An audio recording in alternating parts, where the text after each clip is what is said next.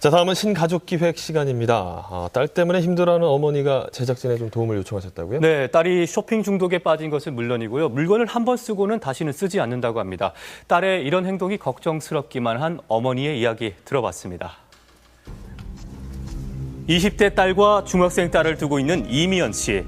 남편 없이 홀로 두 딸을 키우고 있다는데요. 여기서 전화했어요. 여성의 전화 119, 119, 경찰서 민원 씨.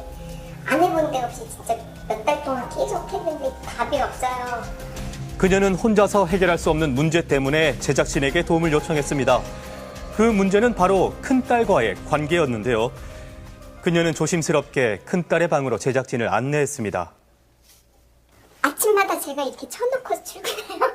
지금도 옷도 벗어놓지를 하고 가면 여기다 그냥 이렇게 올려놔야지 찾아서 자기가 없으면 이게 다 바닥에 있고 이불조차도 안 되는 상태인데. 매일 아침 딸의 방을 정리하는 걸로 하루를 시작한다는 그녀. 여기까지는 문제가 없어 보입니다. 하지만 몇 개만 모아놨어요. 최근에 온 거. 이거 어제 온 거, 저것도 그저께 온 거, 이거, 그다음에 나머지는 저쪽 베란다에 내놨나? 쇼핑을 좀 자주 하는 거예요? 거의 달고 산다고 봐야 돼요. 유독 사치가 심하다는 큰딸. 신발장 가득 채워져 있는 구두와 운동화의 주인도 90%가 다 제 신발이에요. 갖다 버려도 계속 사오고 여기. 큰딸의 신발은 신발장 2개도 모자라 현관 입구까지 차지하고 있었습니다. 거의 내가 보기엔 200개 이상 오는 것 같아요, 1년에. 365일 온다고 봐야 되는데 그중에서 며칠은 안 오니까. 쇼핑하는데 월급 전부를 쏟아붓는다는 큰딸. 게다가 그냥 사놓고 한두 번 쓰고 그냥 다 버려요. 멀쩡한데. 버리는 것은 물건뿐만이 아니었습니다. 한 달 정도 안 키우면 바로 그냥 동물병원을 사갖고 와요.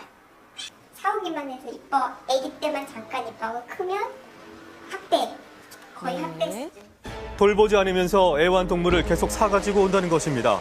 결국 보살피는 것은 엄마의 몫인데요. 마음에 들지 않는 딸의 수많은 행동 중 그녀가 가장 견딜 수 없는 건 바로 음주였습니다. 지금은 거의 즐기다시피 하는 것 같아요. 그러니까 어제 같은 경우는 안 사왔는데 거의 매일 사오는, 일주일에 6일 정도는 사온다고 해야 되면서. 술만 먹으면 돌변하는 딸 때문에 속상한 건 엄마뿐만이 아니었습니다. 언니가 술을 먹고 들어오는 날에는 동생 또한 불안에 떠는데요. 술 마시면은 되게 막 사람이 격해져요. 전에 같은 경우에는 얘기를 하자고 들어왔어요, 방에. 근데 갑자기 뭐 때리는 거예요. 큰딸의 행동은 그 누구도 막을 수 없었습니다. 결국 얼마 전 수면제를 먹고 자살 시도까지 하게 됐다는 큰딸. 최근 들어 문제는 자살을 시도하는 횟수가 늘었다는 것입니다. 진짜 그거는 파헤쳐서 알아보고 서로 고쳤으면 좋겠는데 제가 계속 이렇게 막 죽을 때까지 평생 데리고 있을 때까지 죄인처럼 아니면은 뭐 제 눈치만 보면서 살 수는 없는 거잖아요. 도대체 왜 딸이 이렇게까지 행동하는지 엄마는 도무지 알 수 없습니다. 그래서 딸의 현재 심리 상태가 어떤지 전문가의 의견을 들어봤습니다. 어렸을 때 충분히 자기가 좀 자존감을 좀 느낀다든지 뭔가 착륙감을 얻지 못한 걸 지금 와서 계속 보상 심리로 좀 자신이 관심을 받고 싶고 사랑을 받고 싶어하고 사랑을 받는지를 확인하고 싶어하는. 딸의 심리적인 상태와 행동을 보면 등결핍이 정서적 고착으로 남아있다고 보이고요. 그렇습니다. 딸의 모든 행동들이 애정 결핍 때문에 나타나는 현상이라는 겁니다. 굉장히 똑똑하고 학교에서 공부도 잘했고 뭐 낙무할 데 없이 저기 했다는데. 그녀는 첫 번째 남편과 이혼하게 되면서 큰딸을 시댁에 맡겼습니다. 그런데 재혼 후 딸이 방황을 하고 있다는 소식을 듣게 됐다는데요. 그래도 술 먹고 담배 피고 방탕한 생활을 하니까 저는 애가 그렇게까지 망가져 있는지 몰랐는데 당시 남편이 있었기에 딸과 함께 살 수 없었던 그녀.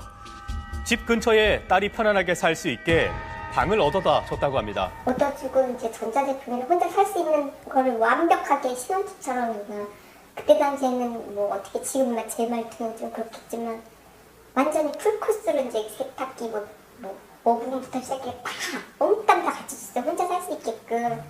이런 엄마의 노력에도 불구하고 딸은 변하지 않았습니다. 제작진은 큰딸의 이야기를 듣기 위해서 퇴근 시간까지 기다렸습니다. 딸이 귀가를 하고 엄마는 딸과 대화를 시도해 보는데요. 엄마랑 지금 너랑 셋이만 살고 있는데 좀 대화 소통이나 이런 게 잘 안 되잖아. 갑자기 나 집에 오는 것도 싫어 죽겠는데 집에 오면 말도 하기 싫거든. 대화를 거부하는 딸은 이내 방으로 들어가 버리고 엄마는 딸의 눈치를 보기 시작합니다.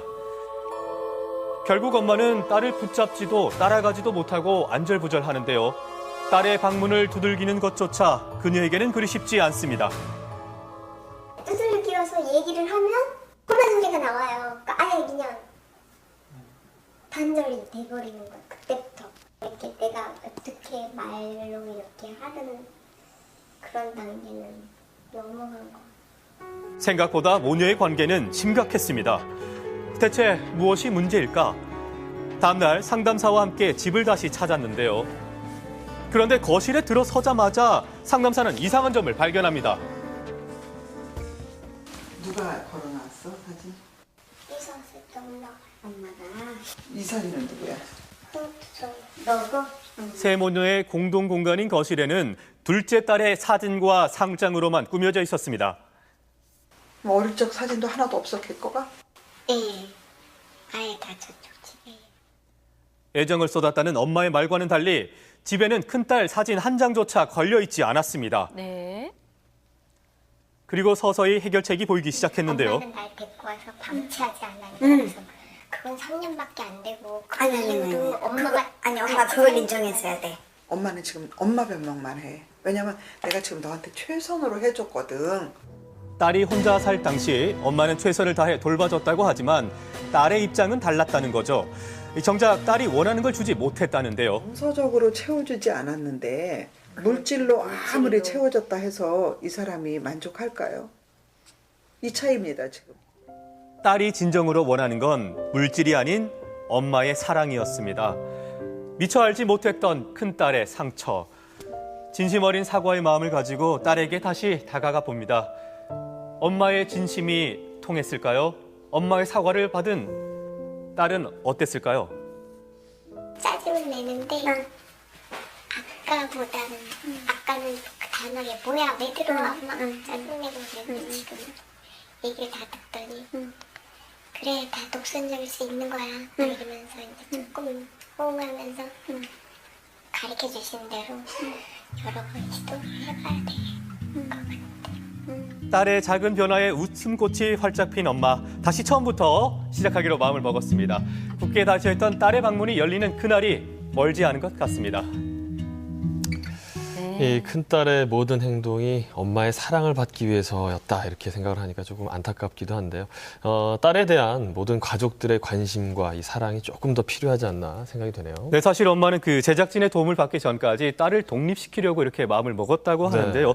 그런데 딸의 모든 행동들이 자신 때문이라는 것을 알고 이제는 자신부터 변화를 하겠다라고 굳게 다짐을 하셨습니다. 그리고 이런 엄마의 진실한 마음이 딸에게 닿아서 하루빨리 문을 활짝 열었으면 좋겠습니다. 네. 네. 부모는 자녀들에 대한 부양 의무가 있습니다. 근데 이번 경우에는 부부가 어쩔 수 없이 이혼을 하면서 엄마가 아이를 키울 수 없는 상황에서 아이가 자신은 이러한 것을 받지 못했다라는 상처를 받은 것으로 보이는데 이러한 상처를 가지고 계속해서 자라면 중독 증세나 과격한 행동을 보일 수도 있다고 합니다. 큰딸 같은 경우에는 심리 상담도 필요하지만 자신이 어머니로부터 충분한 부양을 받고 있다, 애정을 받고 있다라는 것을 느낄 수 있도록 가족이 함께 할 수 있는 시간도 늘리시고 따님이 충분하게 가치 있는 사람이라는 것을 느낄 수 있도록 해주시는 것이 필요하겠습니다. 네. 네, 어머님과 따님 이제 서로 용서하고 다시는 상처 주는 일 없었으면 좋겠습니다.